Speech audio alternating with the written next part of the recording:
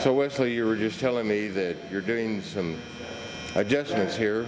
Is that from just yesterday's activity going on that required a little bit of Well, with the adjustment? boiler that we've got for supplying steam, Yeah. I'm trying to shorten up the admission on these valves so that it's not letting as much steam into the engine I see. each time. I'm trying to economize on steam, Yes. and this engine design allows that to be easily done by some adjustments of these rods that kind of look like tie rods. I see. And so what I'm doing is I'm shortening this rod. And by shortening this rod, it's going to move this lever this way, and it's going to cause this valve to close sooner in the piston stroke. And so it's going to use a lot less steam.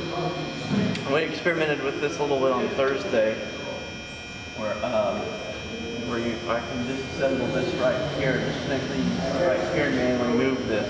Experimented with it a little bit. I see. And I'm going to try to get a little greedy with it here, see how far I can go before it won't run. Okay. But that'll help us out a little bit, help our boiler man out there, Yes. keep him from working himself to death. Yes.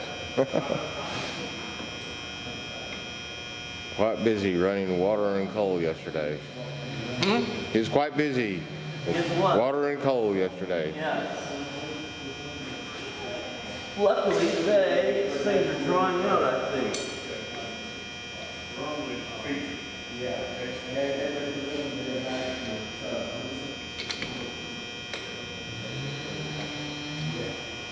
Slacking these lock nuts off, and I can adjust this rod.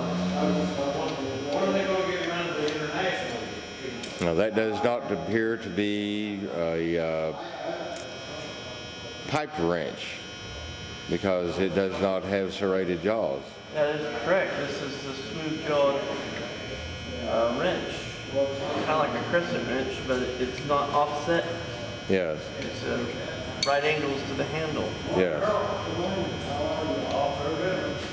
I'm going to do is adjust this a little bit, and I'll turn the engine over manually to see how long the valves stay open in relation to the stroke of the engine. Oh, okay. And sort of guesstimate on whether that's going to be enough to make the engine run. And where am I at? Looks like I'm just before bottom dead center.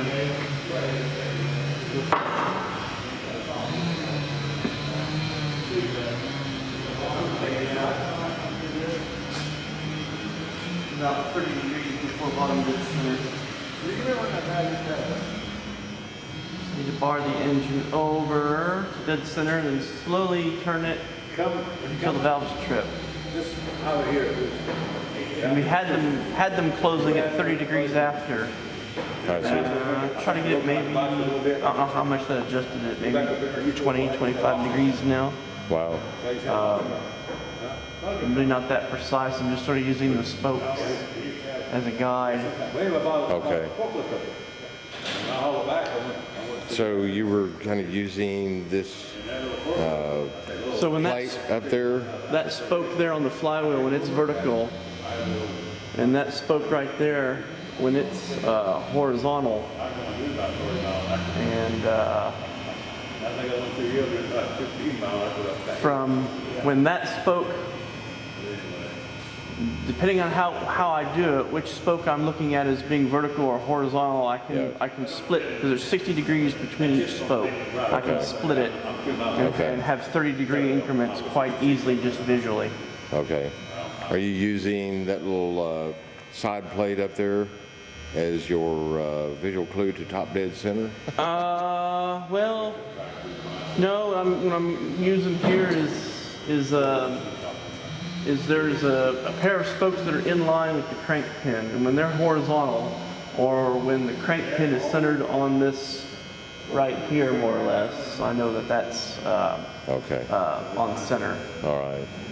By the way, how much does that bull wheel weigh there, do you think? Flywheel weighs 10 The tons. flywheel? It's 10 tons. 2 5-ton halves. Okay.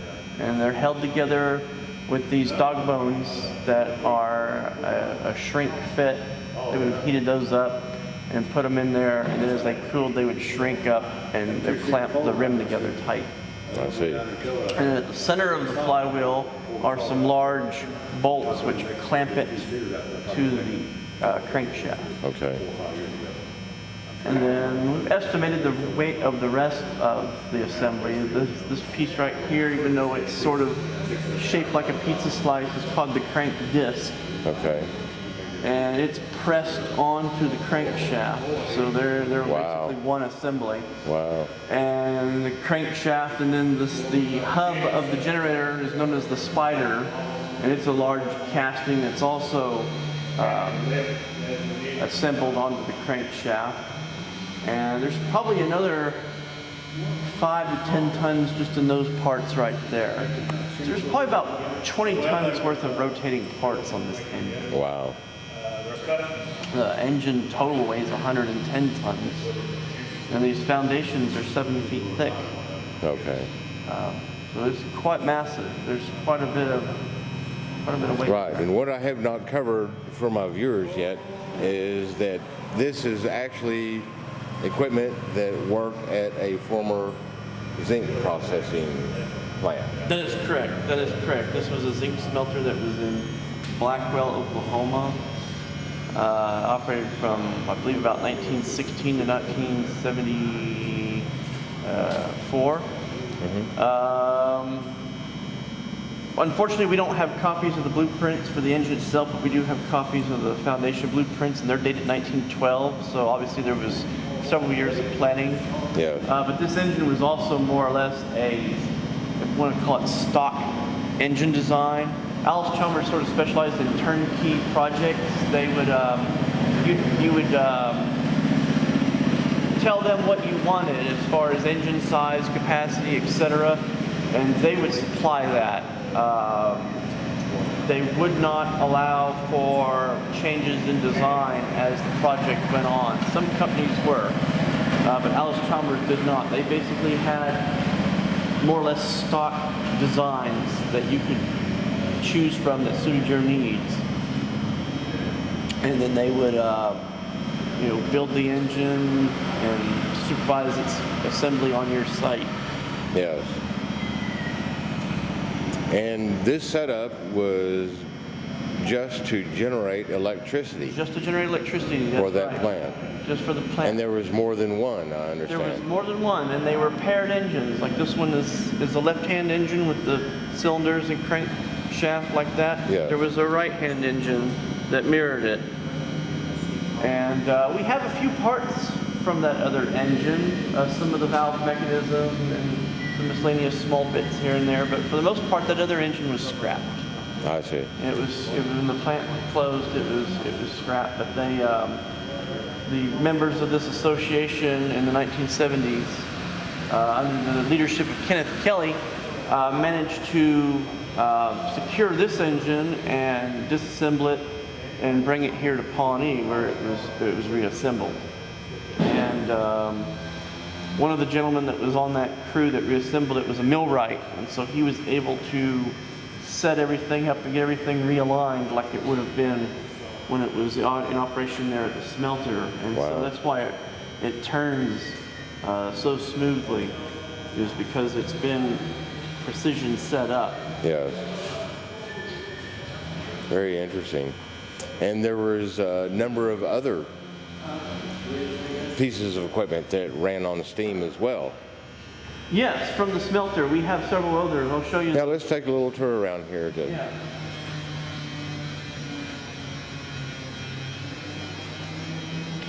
See how many different kinds of things can be powered by steam. So Since this, they're already producing steam off of natural gas at the time. correct. The facility was natural gas fired. They used the natural gas there to operate the kilns or retorts or whatever they use in the process of smelting. Kay and Grant counties have large deposits of natural gas, so it made a very suitable site. This engine here is is what's known as the exciter engine. In order for the main generator to produce power, the rotating field has to be excited or turned into an electromagnet, and it's done with this little engine here. And so it's a little 110 volt direct coupled DC generator, and it's driven by this American blower company vertical engine. They were out of Detroit, Michigan, and they made these in several different sizes. This particular design of engine here, and so this would have had to have run in order for this to operate. Yes, that's part of the exciter circuit. Part of the exciter circuit. It would have served both engines. In fact, it still has some of the synchronizing equipment mounted on it that would have been used. Since these are alternating current generators, you can't just switch them together like you can, like, jumper cables or switches, with DC. Yeah. You'll get some nasty explosions. Yeah. Or trip circuits. So there's a synchronome there that's used to determine when the two engines are operating at the same speed, and that way they can be brought online together. So when one engine's coming up to relieve the other engine, you have uninterrupted power.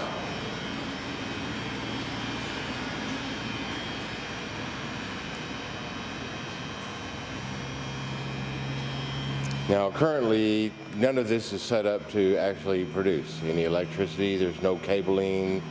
There's nothing connected between this and the generator. Now, we do have 6 light bulbs hanging on wires here that they're just ordinary household 110 volt light bulbs. Okay. And since this is 110 volts direct current, these light bulbs light up just fine with these engines running at full speed. You'll see the lights come up to quite a brilliant color, and sometimes it's possible to throttle this down and the filaments just barely glow. Yes.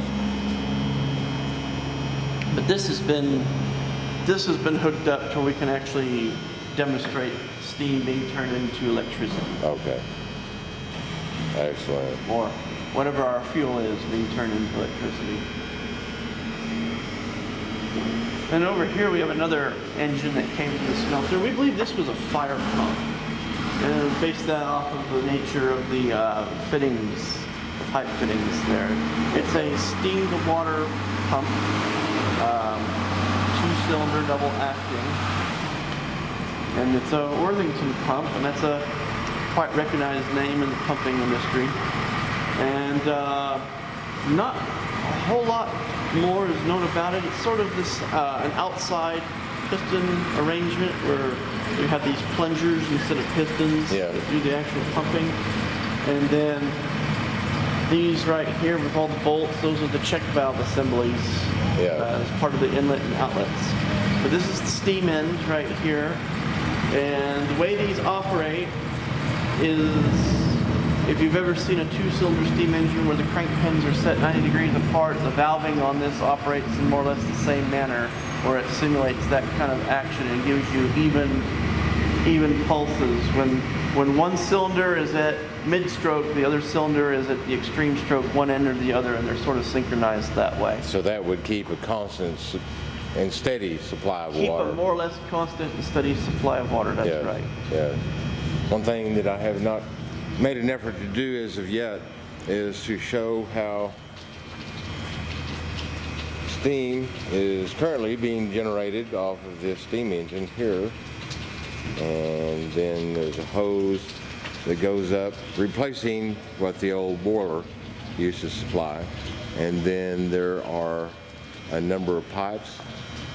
Some of them are insulated. Most of them are insulated, I guess, that goes to each one of those machines. Yes. So rather than having electrical circuits going to electric motors, we are moving steam around in order to make many other types of machines move. That's right, that's right. In addition to the engines that came from the smelter, we have 3 other engines in the building that are powered off of steam that comes from our... Okay, yeah, can we take a look down here in the Sure. machine shop, and also Yeah, what the Frick here, this is probably the largest, after the cordless engine, this is probably the largest engine in the room. It's rated at about 110 horsepower. This was one of Frick's most popular engines for sawmills, and a very similar engine, slightly smaller, was used on their traction engines. We have it connected to a dummy load because with our other boiler, we had this pipe to where it would exhaust to the stack to produce a draft. Yeah. And so the harder the engine is working, the better the draft. So one of our members who purchased a lot of the items that are back there in the machine shop found this air compressor. And for anybody that's local to the area is familiar with Tulsa, Oklahoma, this air compressor actually came from the Tulsa Monument Company, which is a locally known Route 66 icon. Yeah. And this was their source of air for the work that they did from approximately the teens of the 20s, whenever this compressor was built, until the 1960s, when it was replaced with a more modern compressor. Wow.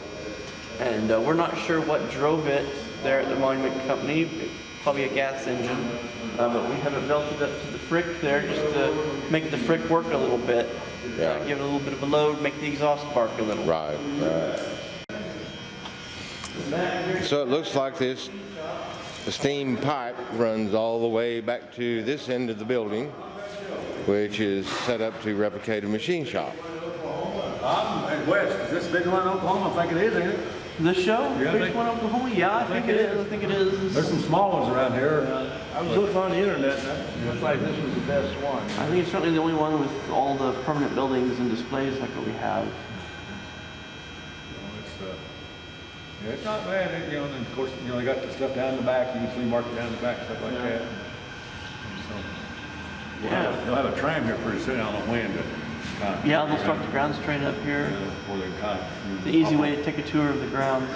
I want to try to buy me a shirt, and they're all out of 2X large, Really? except for the orange ones. I don't like orange. Oh. I don't care for, except for in an orange, to eat an orange, It looks too much like Alice Chalmers. Yeah. Looks like Alice.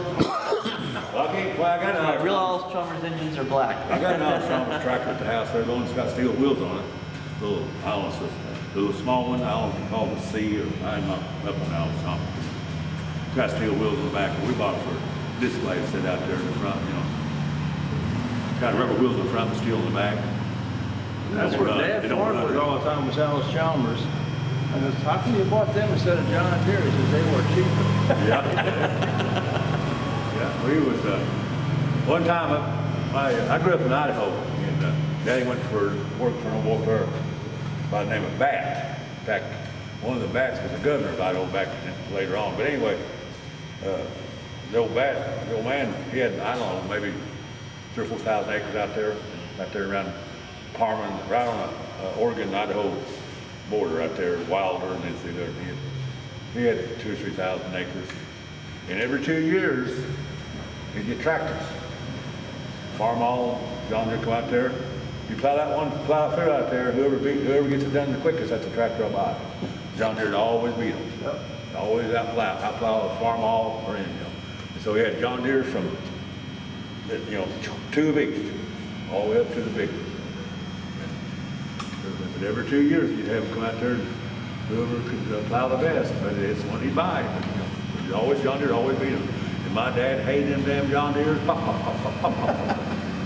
Or you can do it, if you can explain how, power is produced off that same steam.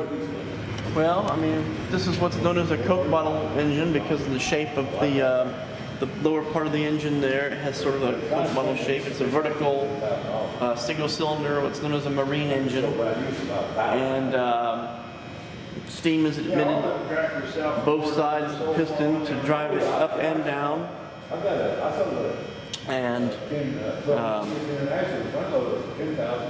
got some belting here. There's a belt pulley on the back end of the crankshaft that goes up to this jack shaft here. And from that jack shaft, we've got another belt that runs over to, there's a main shaft right there, and then from that, everything else is operated. And got a nice little selection of machines in here. All using belts which transfer the rotation of that jack shaft overhead down to the machines below. So this one steam engine here can drive the rest of all the equipment The rest of the equipment. that is in this area. That's quite amazing. That's the way they did it off. They used a steam engine or maybe an old, one of the early flywheel style gas engines. Yes. And they became available. And they used that with the flat belting and the overhead. It's known as a line shaft in a line. And blacksmith shops, small machine shops, large machine shops, and factories all use line shafts. And to think that a small engine like this would be able to supply power to all of these other machines is quite incredible. Yeah, and this is about, the right size engine for a small setup like this, because you probably wouldn't be using all of them at once, Yeah. but it's more than enough power. That engine there probably is capable of delivering 15 horsepower or so, which is from a standstill. Yes. So you've got quite a bit of power there. And, all the way up to engines of 200 to 2,000 horsepower running a 4 or 5 story factory building with 3 or 4 line shafts running down the center of each floor. Yeah. Powering machines and Unlimited power, that steam is. Unlimited power. Now, have you worked in a facility that used No, I machinery like this? Okay. No, I've been in. I started when I started in about '64 in the machine shop and everything. It's already. yeah. It's already out. Okay. This had to be around 1910 or 19 somewhere in the early 90s, maybe 1890 in that in that area there. So I've seen pictures of it, stuff like that. Right. So have I. But I've never worked on anything. Just David Britton made all this stuff in here. Oh, okay. So I sent the guy, buddy of mine. But Yeah, I just date back to 1952. So yeah. steam locomotives were on their way out by that time. Although I did see quite a number of them running through Pecos, Texas as I was a kid, burning coal. Yeah, see, Dumping I think steam overseas, I'm thinking overseas they still use them today, don't they? West steam engines? They are in India. Yeah. In the mountainous areas, I believe. But, we like to. Every time I get a chance to ride one, I try to ride one if I can. Right. I didn't ride the one out there in Silverton, Colorado. I didn't ride that train, that steam train there. I never did catch it just right. Well, are there any other aspects about the Powerhouse that we need to cover for our viewers?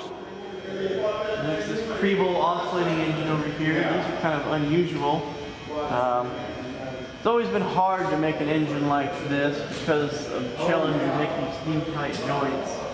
But this engine doesn't use any valves or anything. It was invented by a man from Texas. His aim was to build an engine with a very small form factor, as we would call it, for portable and marine use. You can imagine this little engine mounted in a small launch where it's very important to have a low center of gravity. You see from the crankshaft to the top of the engine is very short compared to another engine. There's no connecting rod between the piston rod and the crankshaft. The piston rod connects directly to the crank. So what he did to make this possible was the whole cylinder swings back and forth. So there's a pair of trunnions here that the cylinder swings on, and the valving, which determines which end of the cylinder steam is admitted to and which end of the cylinder is connected to the exhaust pipe, is done via ports in this interface between this piece here and the stationary part there. And I roll the engine over a little bit. You can see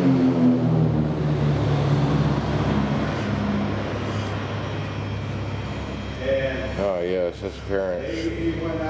See that the whole cylinder swings back and forth. Yes. Makes a lot of sense. Makes a lot of sense, but not always practical to keep these joints from leaking. You always get some steam leakage there, and there's considerable friction there too. You have surfaces sliding against each other. It's a lot easier, it turns out, just to build steam engines the conventional way with the connecting rod and crosshead, and allows better valving and more efficient parts. But there's been several attempts at making engines like this over the years, and this is one of them. Okay. This engine was built in Chicago by the Rice and Whittaker Company. They made the majority of the Crable engines that were ever constructed to Crable's patent. So that is a very unique engine in the Powerhouse. Quite interesting. How did you, I guess, come about your knowledge of machinery like this? What kind of spurred that on? Oh, I've just always been interested in mechanical things. I've just always been interested in things with moving parts or taking apart or do things. Yeah. And just spurred an interest on to investigate them and work on them, collect on them, research them. It's just interesting. These were built by people. They just didn't come out of thin air. So somebody had to design all this first, and that's quite an interesting process also, what goes into making these. And I think it's very interesting. You know, and people who back in the day invented things like this really did not pop out of university with a mechanical engineering degree. No, a lot of them didn't. And that's very interesting when you as I've gotten older, you know, I've sort of transitioned from just the machines themselves to learning more about the personalities behind the machines, the people involved, and that's led to some very interesting rabbit holes of people and what they've done and the things they've tried to do and what they've succeeded, what they failed at, how they always apply a little element of everything that they've done into what they ultimately end up doing. Yeah. And that's an interesting story in itself, and that's a whole other subject that could be pursued. But the machines themselves, though, they are quite an immutable record of the people that built them and came up with them. Yeah. So it's interesting stuff, I think.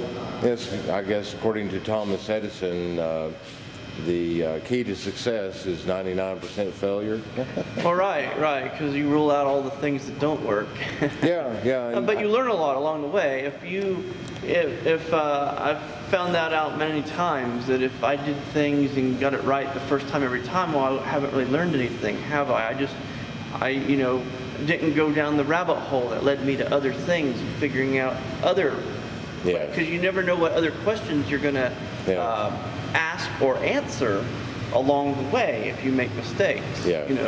And sometimes it's important. There's times when it's important to very quickly get from point A to point B, but it's equally important to have times where you can meander and find because you're going to ask a lot of questions and you're going to get a lot of answers along the way.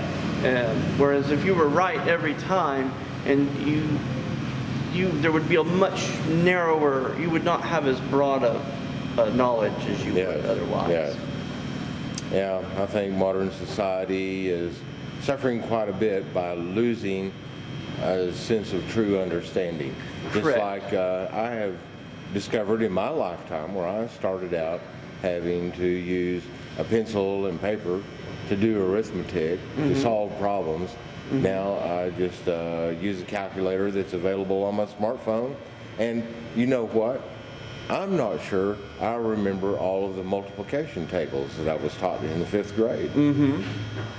As a result of that, I don't use them anymore. Right. Yeah. You lose a little bit of that if you don't use it. Yeah. It's just like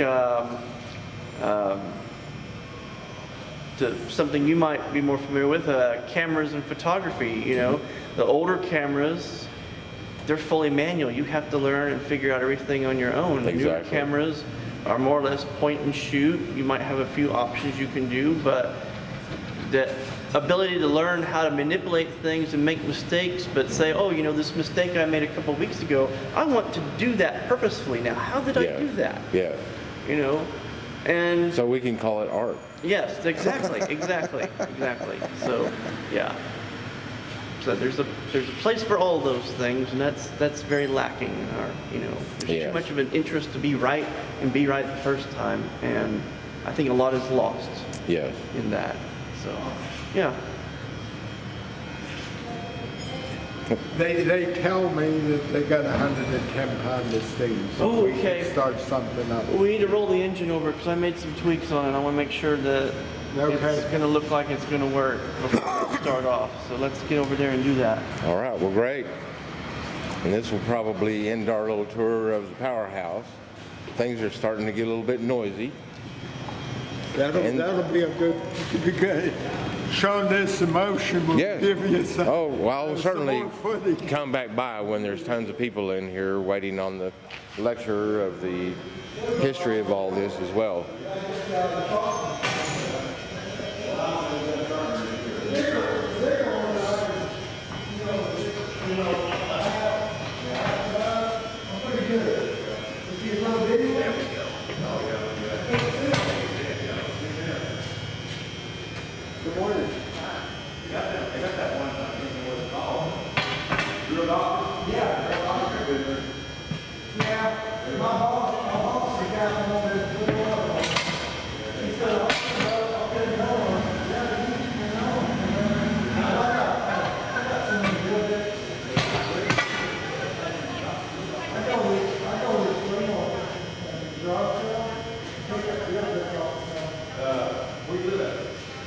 About level.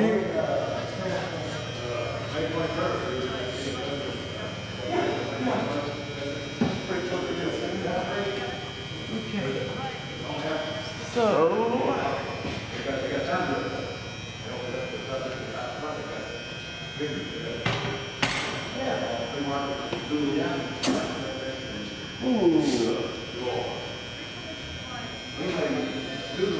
I wonder if they'll run it, but I almost seem like I got 2 B's there.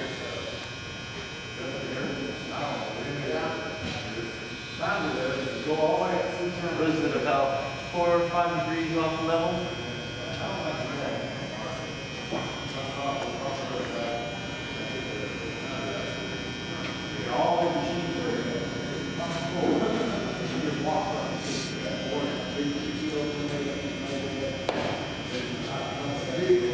We might have to help it go, keep going, I might have to slacken that off a little bit, but I'm curious to switch for you. Let him know we're open and stuff, everything is all published and so forth, but we got a little bit.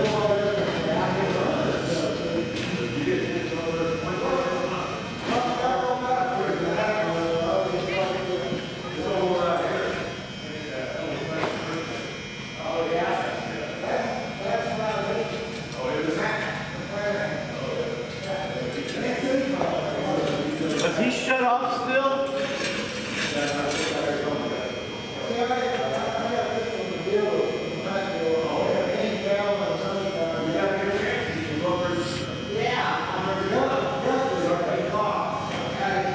Okay. All right. Yeah. Figured when I wasn't hearing any noise, I figured that was crazy.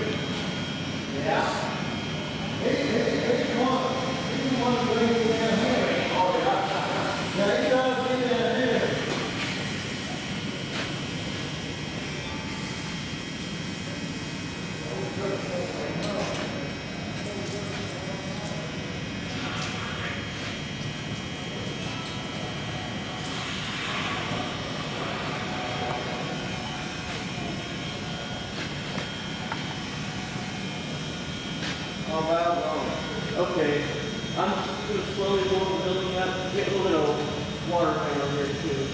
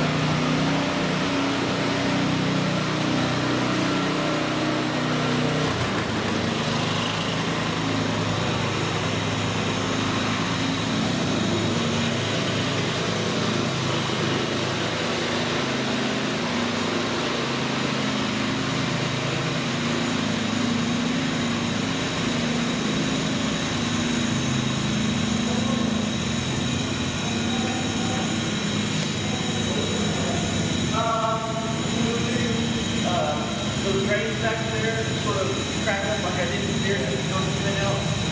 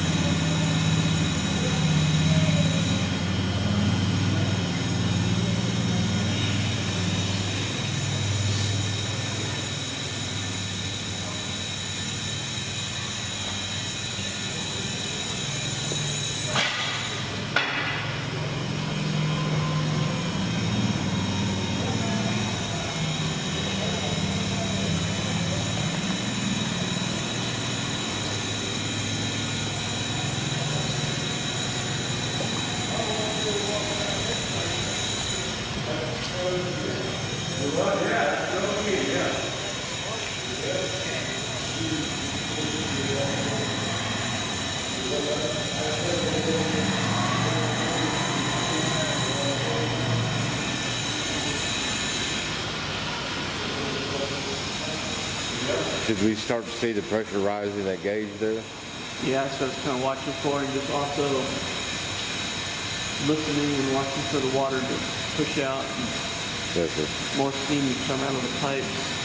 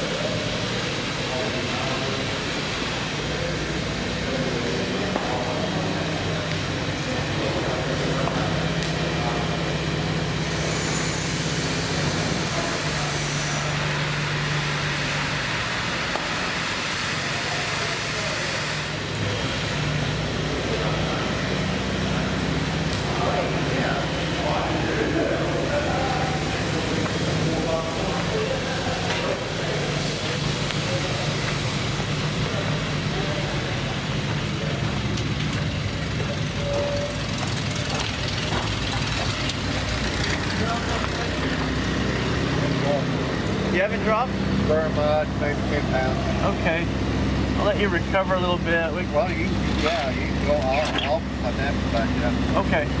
All right.